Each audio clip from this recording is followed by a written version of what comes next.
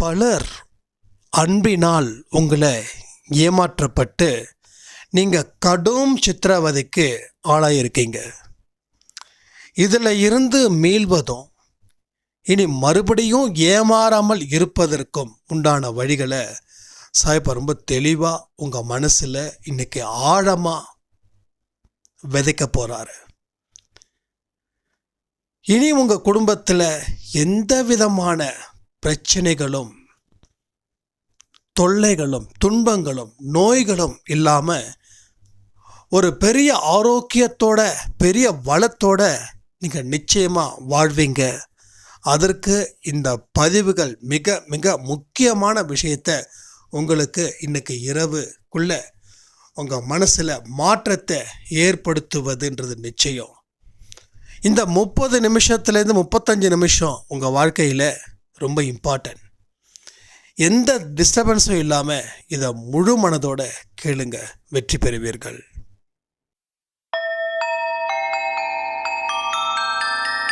ஓம் சாயிரா சாயிரா, ஓம் சாயிரா சாயிரா, ஓம் சாயிரா சாயிரா, அன்பே சாயிரா, பேரன்பே சாயிரா, அகிலம் தளிக்க ஆத்மா விழிக்க அனுதினம் சாயிரா, எங்கள் அன்பே சாயிரா.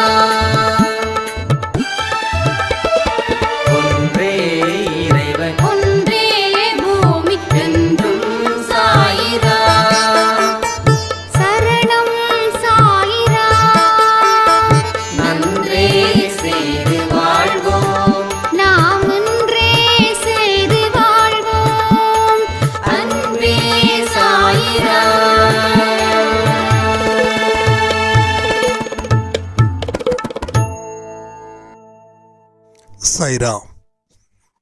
என் உயிரின் உயிரானவர்களே, இந்த உலகம் எப்படிப்பட்டது? இந்த உலகத்தில் இருக்கிற மக்கள் எப்படிப்பட்டவர்கள்? இந்த மக்களால் உங்களுக்கு நன்மைகள் கிடைச்சிருக்கா? இந்த மக்கள் உங்களுக்கு உதவிகள் செஞ்சிருக்காங்களா? நீங்கள் எதிர்பார்த்த மாதிரி இங்கே எல்லாமே நடக்குதா? இதை பற்றி உங்களுடைய ஒப்பீனியன் என்ன, கருத்து என்ன? இதை கொஞ்சம் கமெண்ட் பண்ணிங்கன்னா இது இந்த ஆடியோவை கேட்டு முடித்ததுக்கப்புறம் உங்களுக்கு பெரிய மாற்றத்தை நிச்சயமாக நம்ம சாயப்பா ஏற்படுத்தி தருவார். உங்களோட ஒப்பீனியன் மட்டும் கொஞ்சம் சொல்லிவிட்டு அதுக்கப்புறமா இந்த ஆடியோவை கண்டினியூ பண்ணுங்கள். சாயப்பாவுடைய வழிகாட்டுதலின்படி தான் இங்கே ஒரு மனுஷனும் நம்ம அன்பே சாய் குடும்பத்தில் நடந்துக்கிட்டு இருக்கோம். அவர் போதித்த விஷயத்தை தாண்டி நாம் எதுவும் செய்யலை. அவருடைய வழியில் நின்று நாம் போராடி வாழ்க்கையில் வெற்றி பெறுவது தான் நம்மளுடைய லட்சியம். அப்போ இந்த மாதிரி கருத்துக்கள் உங்கள் வாழ்க்கையில் நீங்கள் எப்படி இதெல்லாம் எதிர்கொள்கிறீர்கள், இது ரொம்ப முக்கியம். இதை வச்சு தான் நம்ம சாயப்பாவோட வழியின்படி நம்ம நடக்கிறோமா இல்லையா அப்படின்றதும் நமக்கு தெரிய வரும். சாயப்பா போதிச்சதில் ஒரு விஷயம், இந்த உலகம் அன்பு மயமானது, இந்த உலகம் அக்கறையானது, இந்த உலகம் கேட்டதை கொடுக்கக்கூடிய ஒரு சக்தி வாய்ந்தது. நாம் என்ன கேட்குறோமோ அதை அப்படியே தரக்கூடியது தான் இந்த உலகத்தில் இருக்கக்கூடிய சக்தி. இதை நாம் எங்கே சரியாக புரிஞ்சுக்கிட்டோமோ அங்கே நம்ம வாழ்க்கை சரியாக்கப்படுது. இதை எங்கே நம்ம தப்பாக புரிஞ்சுக்கிட்டோமோ அப்போ வாழ்க்கையில் நமக்கு எல்லாமே தப்பாக நடக்குது. பல பேர் சொல்லி நான் கேட்டிருக்கேன், இந்த உலகம் மோசமானது, அன்பு வச்சா ஏமாத்திடுவாங்க, இங்க நல்லதை விட கெட்டது மட்டும்தான் நடக்கும்.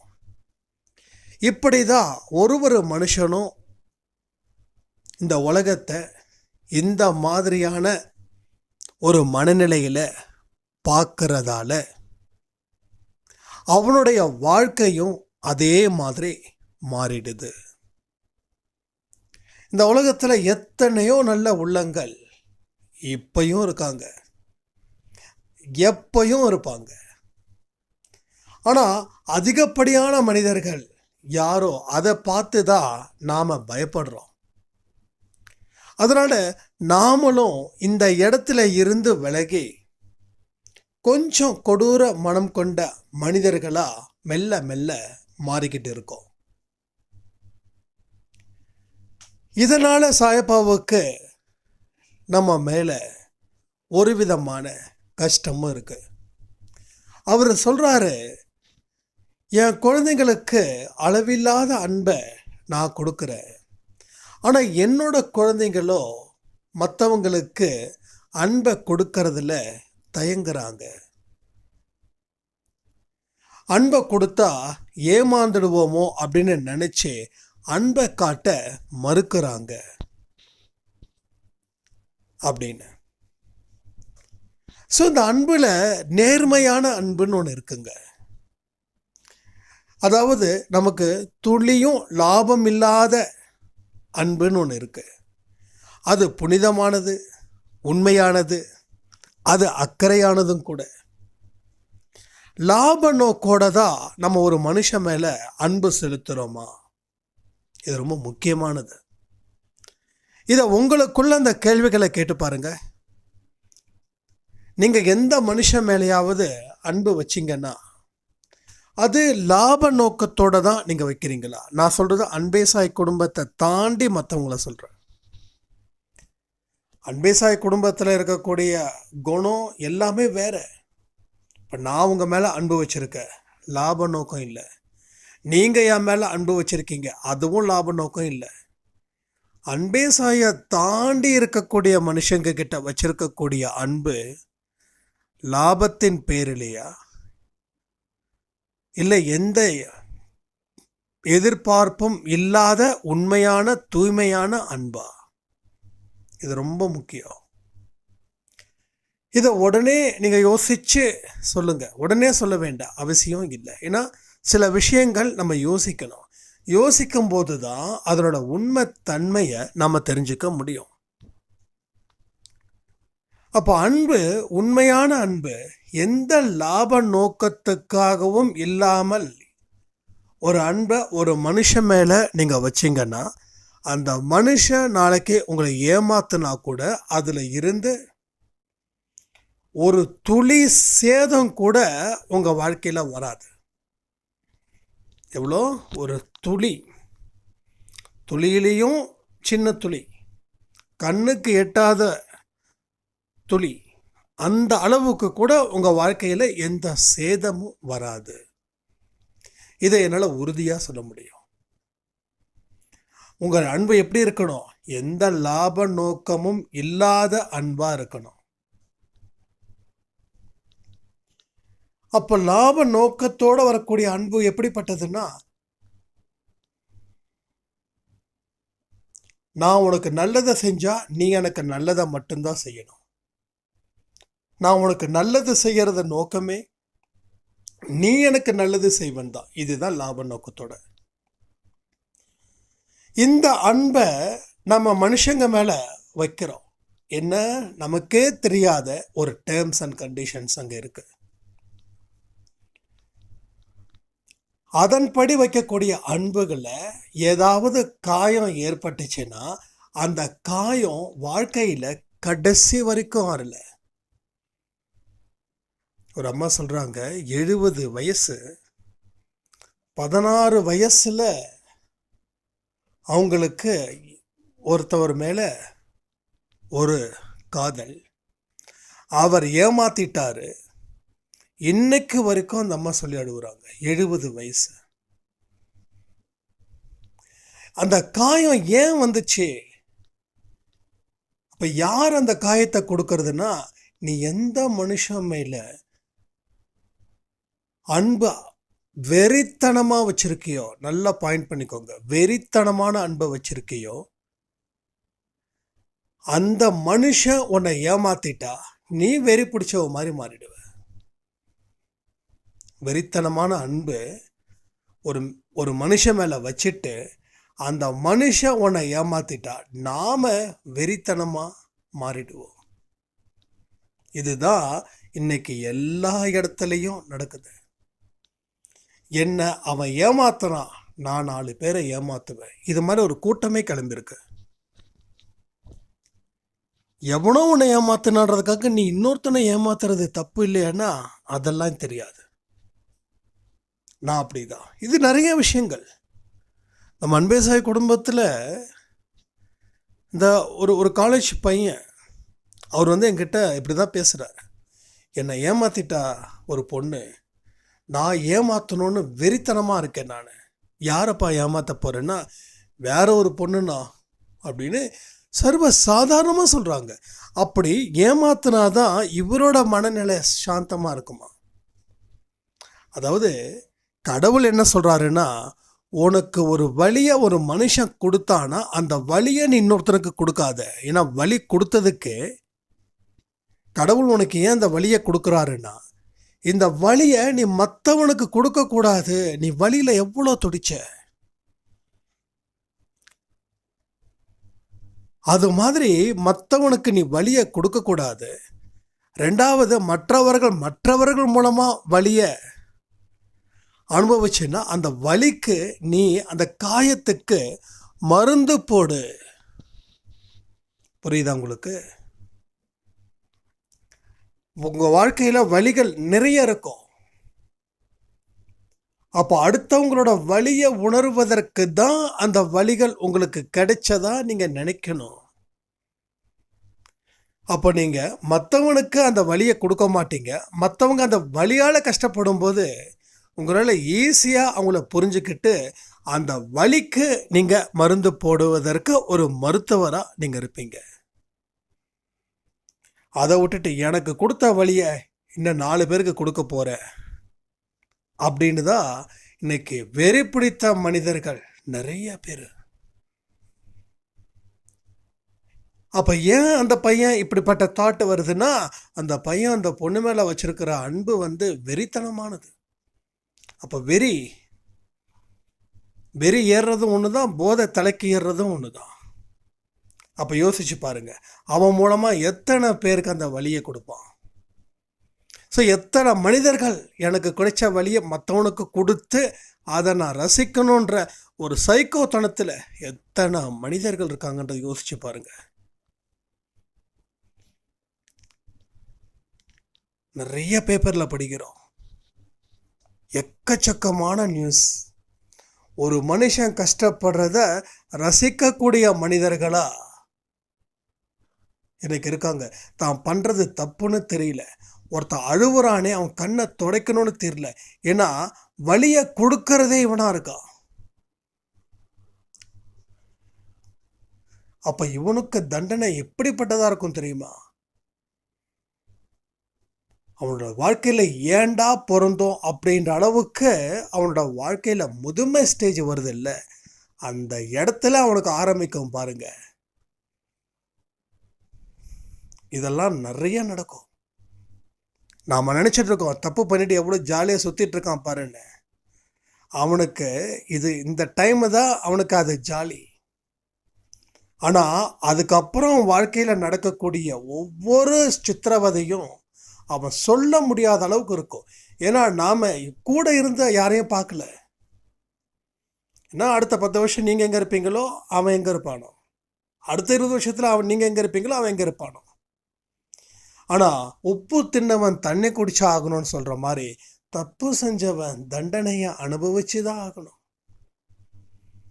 கடவுளுடைய பார்வையில் இருந்து அவன் விலகவே முடியாது. இதெல்லாம் ஏன்னா வெறித்தனமாக ஒரு மனுஷன் மேலே அன்பு வச்சு அந்த அன்புல தோல்வி ஏற்பட்டா எல்லாருடைய நிலையும் இது மாதிரி தான்.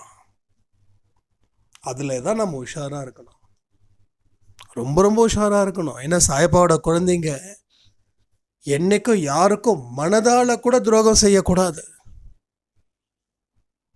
நம்ம விருப்பம் எப்படி, அடுத்தவங்களோட வாழ்க்கையில நாம நல்லது செய்யறோமோ இல்லையோ, ஆனா கெட்டதை நினைச்சு கூட பார்க்க கூடாதுன்றதுல நீங்க தெளிவா இருக்கணும். தயவு செய்து தெளிவா இருக்கணும். ஏன்னா சாயப்பா நம்ம பாவங்களை கழுவதற்கு முயற்சி பண்ணிட்டு இருக்காரு. நாம பாவங்களை ஏத்த முயற்சி பண்ணவே கூடாது. அவர் ஒரு நொடியிலையும் தன்னுடைய மகனுக்கோ தன் மகளுக்கோ எந்த பிரச்சனையும் வரக்கூடாது, இந்த கர்மாக்கள்ல இருந்து விடுதலை அடையணும்னு சொல்லி ஒரு வக்கீல் மாதிரி வாதாடிக்கிட்டே இருக்காரு. என் பையன் என் பொண்ணு தங்கமானவங்க, தெரிஞ்சோ தெரியாமலோ தவறு செஞ்சிட்டாங்க, அவங்கள மன்னிச்சிடுங்க அப்படின்னு வாதாடிக்கிட்டே இருக்காரு.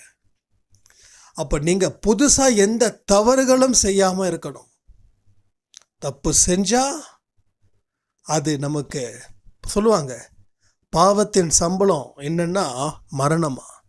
அந்த மரணம் ஒரே டைம்ல ஒரே நொடியில வந்துடாது. அந்த மரணம் அவனை கொல்லுன்னு கொல்லும். பாவம் செஞ்சவங்களுடைய இறுதி நாட்கள் சொல்ல முடியாத அளவுக்கு இருக்கும். சாப்பிட்றதும் தூங்குறதும் சாப்பிட்டதை வெளியில தள்ளுறது எல்லாம் ஒரே இடமா இருக்கும். சில பேரை நான் பார்த்துருக்கேன், சீக்கிரமா சாவு வந்தா பரவாயில்லையே, இந்த சாவு தாங்க முடியல அப்படின்னு. அந்த ஒரு நிலைமை நம்ம யாருக்கும் வரக்கூடாது. நைட்டு தூங்கணுமா, காலையில் எந்த வழியும் இல்லாமல் போயிடணும். அதுதான் புண்ணியம் செஞ்சதுக்கு உண்டான வழிகள். எந்த ஒரு வழியையும் நம்ம இளமை காலத்தில் ஏற்றுக்கலாம், ஆனால் முதுமை காலத்தில் ஏற்றுக்கவே கூடாதுன்றதுல நீங்கள் தெளிவாக இருக்கணும்னா அதற்கு உண்டான வழிகளை இப்போவே நீங்கள் செய்யுங்க. சாயப்பா உங்களுக்கு எல்லா இடத்துலையும் துணை நிற்பார். ஒரு இடத்துல கூட சாயப்பா உங்களை விடவே மாட்டார். என்னைக்கு நீங்கள் உங்கள் மனசை தெய்வத்தின் பக்கம் திருப்பி உங்கள் வாழ்க்கையை நீங்கள் ஆரம்பிக்கிறீங்களோ அன்னைக்கு இந்த விஷயங்கள் உங்கள் வாழ்க்கையில் அபாரமாக நடக்கும்.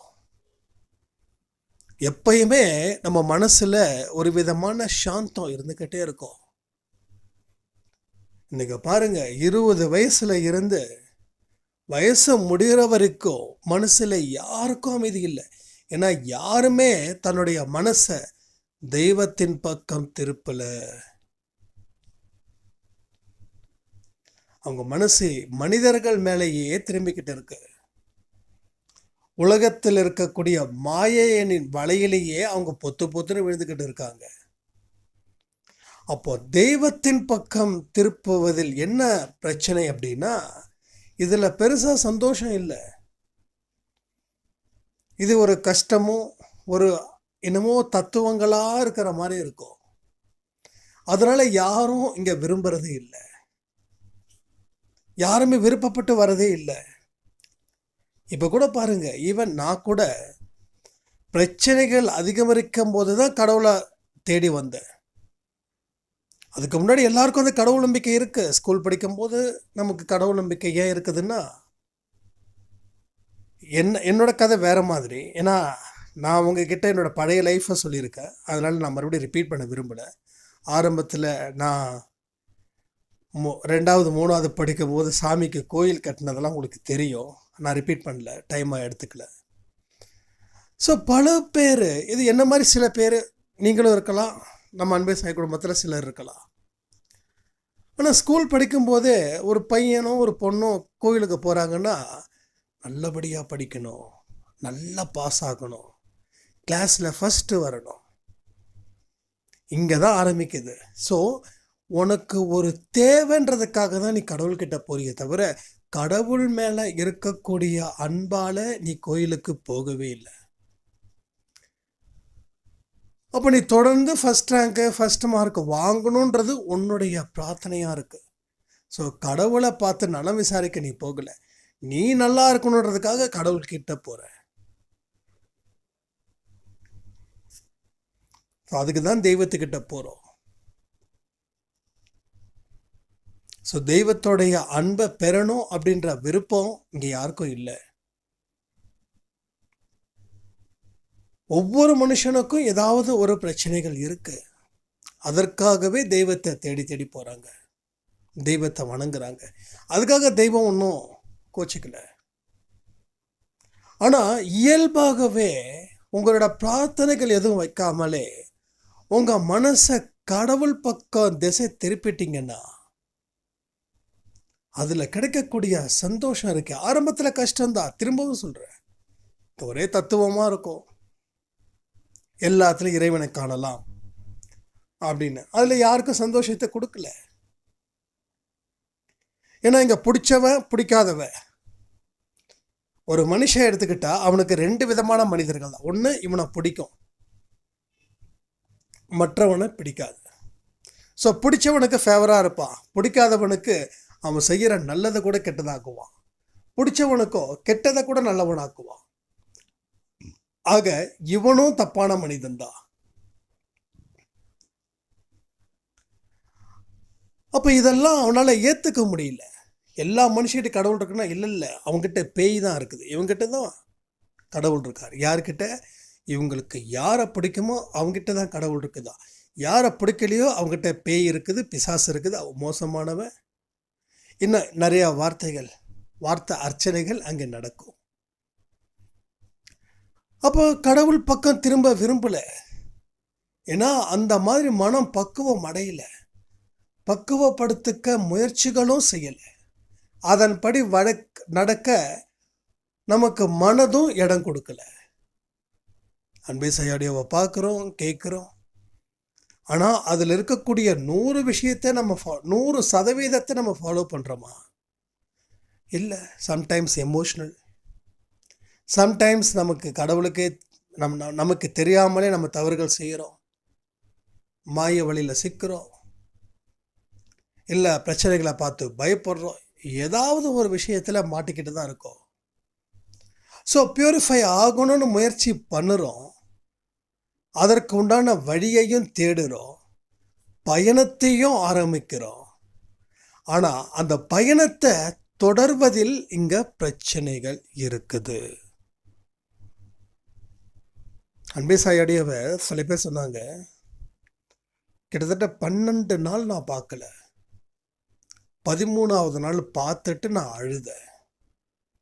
அந்த 12 நாளில் என் மனசு ஒரு மாய வழியில் போய் சிக்குச்சு. நல்ல விஷயங்களை நீங்கள் நிறுத்துனீங்கன்னா கண்டிப்பாக மோசமான விஷயங்கள் உங்களை ஆக்கிரமிப்பு செய்யும். சாயப்பாட வழிகளில் தான் நம்ம போகணும், அவரை பார்த்து தான் நம்ம நடக்கணும். இந்த கப்பலில் கலங்கரை விளக்கத்தை பார்த்து தான் அந்த கப்பலில் அந்த கரைக்கு வரும். நாம் கரை சேரணும்னா நம்ம எதிரில் சாயப்பாவை என்னைக்குமே வச்சுருந்தாதான் அங்கே நம்ம கரை சேர முடியும். இல்லைன்னா அவரோட கரைக்கு போக முடியாது, நல்ல ஒரு வாழ்க்கையை வாழ முடியாது. எங்கேயோ சுற்றி சுற்றி சுற்றி சுற்றி வருவோம், இருக்கிற எல்லா கெட்ட விஷயத்தையும் அனுபவிப்போம். அதுக்கப்புறமா தேடி கண்டுபிடிச்சி வர்றதுக்குள்ள நாம் ஜீவன் போயிடும். இதை எல்லாத்தையும் நினச்சி பண்ணிட்டு பாருங்க, பொறுமையாக ஆழமாக நிதானமாக நினச்சி பாருங்க. நம்ம சொன்னதில் எங்கே தப்பு இருக்குதுன்னா தப்புன்னு சொல்லுங்க. அப்போ நம்ம வாழ்வில் இந்த உலகத்தை எந்த கண்ணோட்டத்தோட பார்க்குறோம், அதில் நாம் என்ன கற்றுக்கிறோம், இதுதான் நம்ம வாழ்க்கையை மாற்ற வந்த விஷயங்கள். இதை நாம் எந்த அளவுக்கு உறுதிப்படுத்தி அதன் வழி நம்ம நடக்கிறோமோ அந்த இடத்துல வாழ்க்கையில் வரலாறு காணாத வெற்றியை நீங்கள் பெறலாம். என்னைக்குமே நம்ம மனசு நல்லதை மட்டுமே நினைக்கணும். எல்லாரும் நல்லவங்க நினைக்கிறதுல தப்பு இல்லையே, எல்லாரும் கெட்டவங்கன்னு நினைக்கிறத புத்திசாலின்னு நினச்சிக்கிட்டு இருக்கோம். ஆனால் அப்படி நினைக்கிறது தான் முட்டாள்தனமான முடிவு. எல்லாருமே கெட்டவங்கன்னா நம்ம எல்லா மனுஷங்க மேலேயும் அன்பு செலுத்தாமல் போயிடுவோம். ஸோ ஒரு பாலைவனத்தில் இருக்கிற மாதிரி, பாலைவனத்தில் எத்தனை நாள் இருந்துட முடியும் உங்களால்? அப்போ எல்லாரும் நல்லவங்க நினச்சி பாருங்க, இன்னும் 10 வருஷம் நோய் இல்லாமல் வாழ்வீர்கள். இன்னைக்கு மனுஷன் 40க்கு மேலே சிக்காகிறான். ஏன்னா அவனோட சரௌண்டிங்கில் இருக்கிற அத்தனை பர்சன்ஸும் அவன் வெறுக்கிறான். ஏன் அந்த பர்சன் வெறுக்கிறான் அப்படின்னா, இவனுக்கு எதிராக அவன் செயல்படுறதால வெறுக்கிறான். இதை ரொம்ப பெருசாக்குறோம். இதை நாம் ஓவரா இஷ்யூ ஆக்குறோம் நமக்குள்ள. அப்போ என்ன ஆகுது? குடும்பத்தை பார்த்தா வெறுப்பு, வீட்டுக்கு போனாவே பிரச்சனைன்னு நினைக்கிறான். பர்டிகுலராக பெண்களை விட ஆண்கள் இந்த இடத்துல இப்படி அதிகமாக நினைக்கிறாங்க. வீட்டுக்கு போனாவே பிரச்சனை. ஞாயிற்றுக்கிழமை ஒரு நாள் லீவு கிடைச்சாலும் வீட்டில் இருந்தால் தொல்லை. அதனால் எங்கேயாவது டூர் போகிறேன், அங்கே போகிறேன், இங்கே போகிறேன்னு சொல்லி ஓடிடுறாங்க. ஸோ இதெல்லாம் காரணம் என்னென்னா, தான் எதிர்பார்த்த மாதிரி தான் தன்னுடைய மனைவி இருக்கணும், தான் குழந்தைங்க இருக்கணும் அப்படின்னு அவன் நினைக்கிறதால பெண்களை விட ஆண்கள் இந்த விஷயத்தில் ரொம்ப ரொம்ப ரொம்ப ரொம்ப சோர்வாயிடுறாங்க. நாம எதிர்பார்த்த மாதிரியே நம்ம வாழ முடியல. இதை யாரும் ஒத்துக்கல. நான் எப்படி எதிர்பார்த்தனோ அப்படி அவங்க இல்லை, அதனால அவன் மோசமானவன். நான் எதிர்பார்த்த மாதிரி இல்லை, அதனால நான் பெத்த பையன் மோசமானவன். நான் எதிர்பார்த்த மாதிரி இல்லை, அதனால என் கட்டின பொண்டாட்டி சரியில்லை. என்ன சரியில்லைன்னா, நான் சொல்றதை எதுவுமே கேட்கறதில்ல. அப்போ நீ சொல்றதை கேட்கணும்னா அப்போ அவங்க அடிமையாக தான் இருக்கணுமா? என்ன கணக்கு இது? அப்போ ஒரு அடிமையை கல்யாணம் பண்ணிக்கணும் ஆசைப்பட்டீங்கன்னா, ஆசைப்பட்டு இருக்கீங்க, அப்போ அவங்க இருக்கக்கூடிய ஏதாவது ஒரு வார்த்தைகள் சொல்லும்போது உங்களுக்கு அப்படியே பொங்கி எழுது. சரி, உங்களை 4 பேரை அடிமைப்படுத்தினாங்கன்னா அது உங்களால் சந்தோஷமாக ஏற்றுப்பீங்களா இல்லை வருத்தப்படுவீங்களா? ஸோ நல்லா புரிஞ்சுக்கோங்க, வலியை உணர்ந்தவன் தான் மனுஷன். வலியை உணர்ந்தும் மற்றவங்களுக்கு வலியை கொடுக்குறவன் மனுஷன் இல்லை, அவன் மிருகத்துக்கு சமம். ஸோ இப்படிப்பட்ட மனிதர்களுக்கு சாயப்பாவோட அருள் கிடைக்கல. சாயப்பா மட்டும் இல்லை, எந்த தெய்வத்தோடைய அருளும் அவர்களுக்கு நிச்சயமாக கிடைக்காது. எல்லாரும் தனக்கு அடிமையாக இருக்கணும்னு எல்லாரும், அதில் ஆண்களில் முக்கால்வாசி பேர், பெண்களில் கால்வாசி பேர் கூட வச்சுக்கலாம்.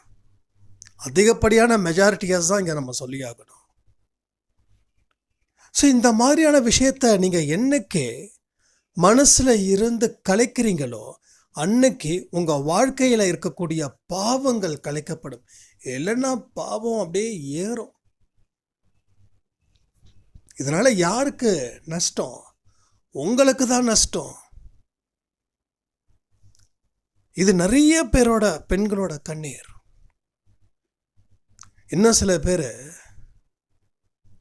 ஆண்களை விட பெண்கள் அதிகமாக படிச்சிருந்தாங்கன்னா ஏண்டா படிச்சோன்ற அளவுக்கு அவங்க தள்ளப்படுறாங்க.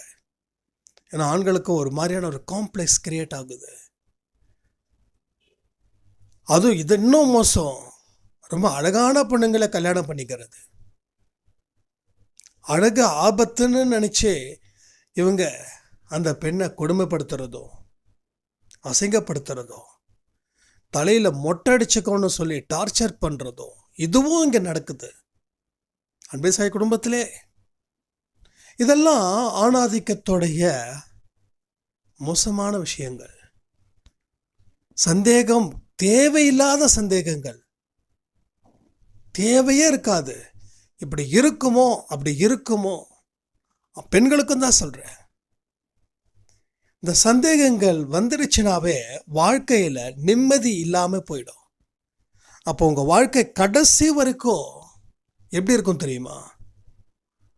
ஒரு துக்கத்து வீட்டில் இருந்தால் எப்படி இருக்குமோ அது மாதிரி இரவும் பகலும் ஒரே அழுகையாக இருக்கும். சத்தம் போட்டு அழுகலை, ஆனால் மனசுக்குள்ளே நீங்கள் அழுதுகிட்டே இருப்பீங்க. ஸோ மனிதர்களை வெறுக்காதீங்க. வெறுத்தீங்கன்னா உங்களை நீங்கள் வெறுத்துடுவீங்க. சரி, இப்படிப்பட்ட ஆண்களை என்ன பண்ணலாம் அப்படின்னு நீங்கள் கேட்குறது புரியுது. ஒரே விஷயந்தான், அவங்களும் கடவுள் படைச்சவர்கள் தான். கண்டிப்பாக அவங்களுக்குன்னு ஒரு மாற்றத்தை கடவுள் நிச்சயமாக ஏற்படுத்துவார். நீங்கள் ஏன் அவங்க மாறாமல் இருக்காங்க தெரியுமா? உங்கள் பொறுமையை ஒரு ஸ்டேஜுக்கு மேலே காப்பாற்றிக்க முடியல. ஒரு ஸ்டேஜுக்கு மேலே நீங்கள் வெடிச்சிடுறீங்க. அது உங்கள் வலி எனக்கு புரியுது. ஆனால் வெடிக்கிறதால லாபமாக பார்த்தா அது நஷ்டம். மறுபடியும் புதுசாக ஒரு அக்கௌண்ட் ஓப்பன் பண்ணுற மாதிரி, மறுபடியும் ஃபர்ஸ்ட்லேருந்து வரீங்க. இல்லை, நம்ம வெடிக்கக்கூடாது. மறுபடியும் ஒரு சர்டன் ஸ்டேஜுக்கு மேலே வெடிக்குது. இதான் பிரச்சனை. ஆனால் பொறுத்திருந்து நீங்கள் உண்மையாக இருந்து நேர்மையான வழியில் நீங்கள் போனீங்கன்னா இத்தனை கஷ்ட நஷ்டங்கள் வராது. என்னைக்காவது ஒரு நாள் இந்த பிரச்சனைகள் உங்களுக்கு தீர்வு அமையும். ஏன்னா கடவுள் உங்கள் கணவருக்கு வெற்றியை கொடுக்குறாரோ இல்லையோ, நீங்கள் அவர் மேலே வச்சிருக்கிற நம்பிக்கை, யார் நீங்கள் கடவுள் மேலே வச்சிருக்கக்கூடிய நம்பிக்கை இருக்கு இல்லையா, அதுக்கு ஒரு பரிசை கொடுப்பாரு. உங்கள் கணவர் மாறுவதற்கு உண்டான வழிகள் என்னவோ அந்த வழிகள். இதை எல்லாத்தையும் நீங்கள் புரிஞ்சு இனிமே, இது வரைக்கும் எப்படியோ, பட் வரக்கூடிய நாட்களில் உங்கள் ஆயுள் நாட்கள் முழுக்க இந்த உலகத்தை விட்டு போகிற வரைக்கும் இதை தொடர்ந்து நீங்கள் முயற்சிகள் செய்து கொண்டே இருக்க வேண்டும். அப்படி இருக்கும்போது உங்கள் வாழ்க்கையில் 10 வருஷத்துக்கு கிடைக்கிற வெற்றி கூட 10 மாசத்துல உங்களுக்கு கிடைக்கும். என் கணவர் திருந்தல, என் கணவர் குடிக்காரர், இது எல்லாத்தையும் தூக்கிறீங்க. இது எல்லாத்தையும் தூக்கிறீங்க. எந்த இடத்துல ஆத்திரப்படாம அன்பினால் எல்லாமே முடியும் நம்புங்க. இந்த உலகத்தை நேசியுங்க. உலகத்தில் இருக்கக்கூடிய மக்களை நேசியுங்கள். அப்போ உங்களுடைய மன வலிமை அதிகரிக்கும். நல்லா சிரிச்சு பாருங்க, நோய்கள் கூட உங்களை விட்டுட்டு போயிடும். 70 வயசு 60 வயசுல இருக்கிறவங்கெல்லாம் ரொம்ப ஒரு மாதிரி ரொம்ப டிஸ்டர்ப்டாக இருக்காங்க. இவங்க உடல் ரீதியாக நிறைய பாதிப்புகள், ஏன்னா மன ரீதியான தாக்கம் உடல்லையே அட்டாக் பண்ணுது. மைண்டில் மட்டும் செட் ஆகலை எதுவுமே அப்படின்னா கண்டிப்பாக உங்களுடைய டோட்டல் லைஃபையே அது நாஸ்தி பண்ணும். அப்போ உங்கள் மைண்ட் எப்படி இருக்கணும்? Be cool. அதை என்னைக்கும் அமைதிப்படுத்தணும், சாந்தப்படுத்தணும். இந்த 2 விஷயத்தை நீங்கள் தொடர்ந்து செஞ்சுக்கிட்டே இருந்தீங்கன்னா உங்கள் வாழ்க்கையில் மிகப்பெரிய மாற்றம், ஒரு பெரிய வெளிச்சம், ஒரு இனம் புரியாத அமைதி. இதெல்லாம் என்னோட அனுபவத்தை தான் இங்கே சொல்கிறேன். நான் 100% என்ஜாய் பண்ணுறது 50-60க்கு மேலே என்னால் எக்ஸ்பிளைன் பண்ண முடியல. அப்போ நான் சொல்கிறதுல 50% தான் உங்களுக்கு புரியும். ஆனால் யாராலையும் அந்த 100% கொடுக்க முடியாது. யாரால் கொடுக்க முடியும்னா அதை நீங்கள் உணர்ந்தால் மட்டுமே கொடுக்க முடியும், இல்லைன்னா கொடுக்க முடியாது. அப்போ நான் சொல்கிறதுல எல்லாமே 50% தான், பாதிக்கு பாதி தான். ஏன்னா 100% விளக்க முடியல. இத்தனைக்கும் 30 நிமிஷம் ஆடியோ கொடுக்குறோம், அதிலே விளக்க முடியல. அப்போ நான் 10 நிமிஷம் ஆடியோ கொடுத்தா நீங்கள் என்ன புரிஞ்சுப்பீங்க? வெற்றி நிச்சயம் சாய் சத்தியம் சாய் 365 தினமும் 5 மணிக்கு வர ஆடியோவில் நான் கணக்கு வச்சது 5 மினிட்ஸ்க்குள்ளே தான். ஆனால் என் உயிரின் உயிரானவன் சொல்கிறதுக்குள்ளேயே அந்த 1 நிமிஷம் முடிஞ்சிடுச்சு. அதுக்கப்புறம் நீங்கள் நல்லா இருக்கணும், இந்த நாள் நல்லா இருக்கணும், சூப்பராக கொண்டாடணும், அதுலேயே 2 நிமிஷம் முடிஞ்சிடுச்சு. அடுத்த 3 நிமிஷத்தில் ஓகே சப்ஜெக்ட்டுக்கு வந்தால் அதில் ஒரு 5 நிமிஷம் முடிஞ்சிடுது. அடுத்தது ஒரு 5 நிமிஷம். ஸோ 15 நிமிஷத்துலேருந்து 20 நிமிஷம் ஆகிடுது. நான் சொல்ல வந்ததை முழுசாக சொன்னாதான் எனக்கு திருப்தி. நீங்கள் முழுசாக கேட்டால் உங்களுக்கும் அதில் இருக்கக்கூடிய சுவாரஸ்யமான விஷயங்கள் உங்களுக்கும் தெரிய வரும். ஸோ இதெல்லாம் புரிஞ்சு உங்கள் வாழ்க்கையை வாழணும்னு சொல்லி இந்த ஆடியோவை நான் முடிக்கிறேன். ஜெய் சாய்ரா.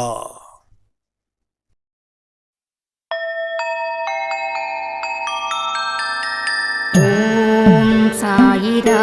சாயிரா ஓம் சாயிரா.